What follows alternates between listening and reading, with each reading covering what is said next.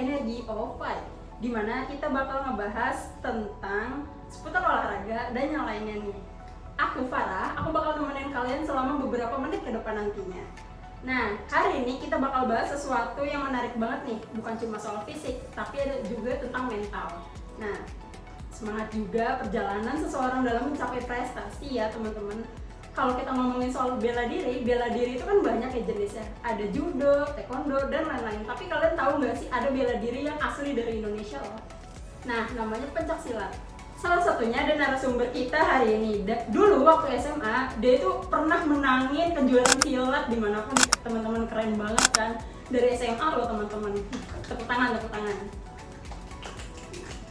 Oke, sekarang kita bakal dengar langsung kisahnya. Nih, kita panggil aja sekarang Kak Tariza. Selamat datang Kak Tariza. Halo semuanya. Coba kenalan diri dulu Kak. Oke, pertama-tama kenalin, nama aku Wening Puspita Riza, biasa dipanggil Tariza. Sekarang aku mahasiswa Universitas Gunadarma semester 5, jurusan Ilmu Komunikasi. Nah, kesibukannya sekarang aku lagi nyusun PI aja sih. Nyusun PI ya. Iya. Semester 5 udah nyusun PI ya kalau di Gunadarma. Iya benar. Oke, aku mau tanya-tanya nih ya Kak, sedikit tanya-tanya aja. Nah, aku dengar-dengar tuh kamu kan dulu sempet juara silat nih ya pas SMA. Kayak itu tuh keren banget loh buat anak SMA, kan biasanya kayak aduh males ikut-ikut kayak gituan gitu. Nah, boleh cerita sedikit nggak sih? Boleh banget. Kebetulan aku ikut silat itu dari SMP. Nah, awalnya itu aku cuma ikut-ikutan karena demo ekskul dan aku bingung milih ekskul apa karena gak ada yang menarik bagi aku. Nah, yang paling menarik ini tuh pencaksilat karena dia itu menunjukin kalau atraksinya itu kayak ada pemecahan genteng, terus pemecahan batu bata, pakai kepala dan segala macam. Itu tuh kayak keren banget, itu ekstrim gitu loh, dan itu kan perlu latihan khusus ya Kak buat bisa kayak gitu. Nah, jadinya aku tertarik buat ikut ekskul itu. Dari situ aku lanjut sampai SMA, dari SMP sampai SMA aja.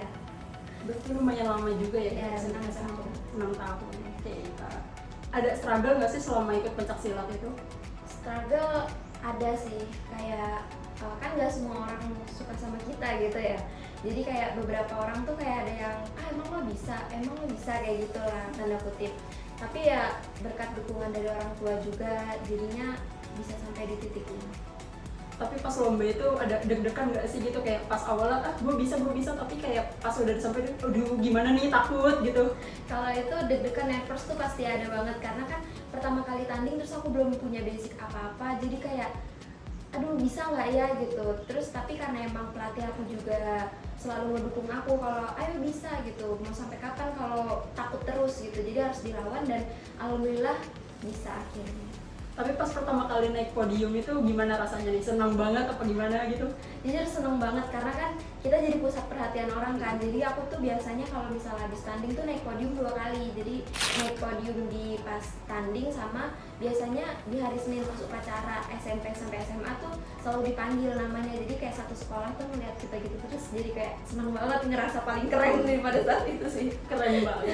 Reaksi dari orang tua sama teman-teman kakak gimana?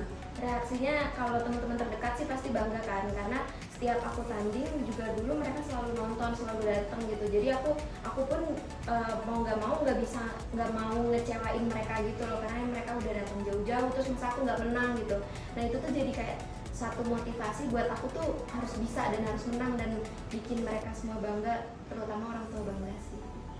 Selama ikut pencaksilat ini kayak ada ngerasa pengen nyerah nggak sih gitu? Pengen nyerah sih ada banget karena kan apalagi waktu itu tuh seleksi ini kejuaraan POPKOT kan, pekan olahraga pelajar provinsi tingkat kota. Nah itu tuh seleksinya itu 1 tahun sebelum kita tanding. Jadi habis seleksi dipilihin yang juara 1 semua, terus habis itu nanti lanjut ke yang benar-benar bawa nama Jakarta Timur kan waktu itu. Nah terus di situ tuh emang benar-benar berat badan harus dijaga. Pada saat itu berat badan aku 45. Nah emang harus range 43 sampai 45 kan. Nah berat badan aku tuh kayak emang udah di paling ujung gitu loh. Jadi kalau misalnya lebih dari itu aku gak bisa tanding.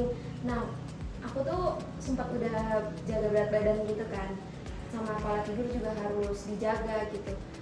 Aku pas di hari H tanding, terus aku timbang ulang. Kayaknya nggak tahu, mungkin karena emang baju silatnya tuh berat ya. Terus aku pakai kerudung juga gitu, kerudung yang sport gitu kan lumayan berat kan. Terus berat badan aku tuh lebih 4 ons. Jadi di situ aku nggak bisa ikut tanding karena berat badanku lebih dari yang udah ditentuin. Itu tuh perasaan aku kayak, aduh sedih banget, aku udah latihan dari jauh-jauh bulan gitu. Terus pas hari H aku malah nggak bisa ikut tanding, sedih sih, nangis di situ. Padahal cuma 4 ons doang. Iya, selisih. 4 ons. Tapi pernah nggak sih kayak ada rasa minder gitu sampai pas lihat lawannya kayak wah kayaknya dia kelihatannya lebih jago gitu? Ada banget pasti, kayaknya itu semua orang tanding terutama di bela diri yang harus kontak fisik itu kayaknya minder atau insecure tuh pasti ada sih, karena kan kita nggak tahu kan lawan kita tuh siapa. Pokoknya itu tuh benar-benar kayak kita nggak tahu lawan kita siapa, dari mana. Pokoknya kita kan tahu dia ya udah ada yang di situ aja kan langsung kan pas hari H. Jadi kita nggak tahu latihan dia seberapa lama, seberapa jauh dia latihan, tahu berapa serius dia, kita nggak pernah tahu. Jadi kayak rasa itu pasti ada sih di setiap orang yang mau tanding. Sekarang kan kuliah nih, apa masih lanjutin pencaksilat atau udah enggak? Kalau kuliah, pada saat kuliah sih aku masih lanjut ikut latihan-latihan gitu aja. Cuman kalau untuk tanding-tanding enggak sih, karena kan kalau tanding itu biasanya bawa nama instansi kan. Nah terus aku tuh nggak ikut UKM di sini gitu. Jadi kayak ya udah aku ikut latihan aja. Tapi kalau untuk tanding aku udah enggak. Paling jadi panitia kalau tanding-tanding gini aja sih. Masih keren kok Kak. Nah terakhir ada pesan nggak nih buat teman-teman yang lihat acara ini? Pesan untuk teman-teman, kalau mau ikut sesuatu itu jangan pernah takut, karena kita nggak tahu bakat kita tuh sebenarnya apa kan. Pokoknya ikut dulu, dan kalau bisa tuh diasah dan dilanjutin, diterusin. Aku pun di sini nggak tahu tadinya punya bakat kayak gini, itu nggak ada di wishlist hidupku. Jadi kayak awalnya coba-coba terus ya bisa sampai sekarang. Intinya jangan pernah takut, lawan takutnya. Kita nggak pernah tahu kedepannya kayak gimana. Pokoknya sukses terus buat semuanya. Amin. Nah luar biasa banget kan ya teman-teman obrolan kita hari ini. Kamu kan ikut banyak acara nih. Nah menurut kamu acara mana sih yang paling berkesan itu buat kamu? Kalau menurut aku acara yang paling berkesan itu yang di juara pekan olahraga provinsi tingkat kota sih, karena itu kan seleksinya tuh benar-benar yang dipilihin juara satunya aja gitu. Nah yang kemarin aku didiskualifikasi karena berat badan aku lebih, itu aku coba lagi dan alhamdulillah aku lolos seleksi itu lagi. Terus aku tapi juara 3 karena lawannya tuh bener-bener jago banget sih menurut aku gitu. Di babak pertama itu aku menang poinnya, terus pas di babak ketiga poinku dicuri sama dia, akhirnya aku juara 3 gitu sih ya. Tapi kerennya kamu mau coba lagi gitu, walaupun kamu tahu kan awalnya kayak gagal gitu, udah didiskualifikasi, tapi kamu nggak nyerah, ternyata kamu daftar lagi gitu. Iya. Keren banget sih. Wah luar biasa banget nih teman-teman cerita dari narasumber kita hari ini. Silat itu nggak cuman kayak tentang tendangan, pukulan, tapi juga ada melatih mental dan disiplin teman-teman. Nah tadi kata narasumber kita itu ingat buat dicoba aja, jangan menyerah dulu ya teman-teman sebelum mencoba. Dari perjalanan narasumber kita melihat bahwa kemenangan itu nggak instan ya teman-teman. Pasti kan banyak latihan dan prosesnya gitu. Kayak nggak mungkin dong kalian kayak nyoba sekalian langsung menang. Itu mah namanya hoki nggak sih teman-teman? Mulai dari latihan yang melelahkan, menjaga pola tidur dan makan dan sebagainya. Jadi buat teman-teman yang nonton acara hari ini, semoga kisah tadi bisa menginspirasi kalian ya teman-teman. Dan dijadikan pengingat bahwa setiap langkah kecil itu pasti akan berdampak besar nantinya nih teman-teman. Terima kasih banyak buat narasumber kita hari ini. Tepuk tangan dulu dong buat narasumber kita yang keren ini. Dan tentu aja terima kasih buat kalian semua yang udah menonton. Nah, aku Farah pamit undur diri. Sekian, terima kasih, bye.